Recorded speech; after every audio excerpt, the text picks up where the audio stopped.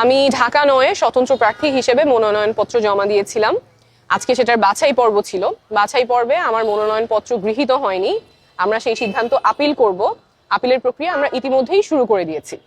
গ্রহণ না করার পেছনে নির্বাচন কমিশন যে কারণ দেখিয়েছে, আপনারা জানেন যে স্বতন্ত্র প্রার্থীর ক্ষেত্রে 1% ভোটারের স্বাক্ষর দিতে হয়।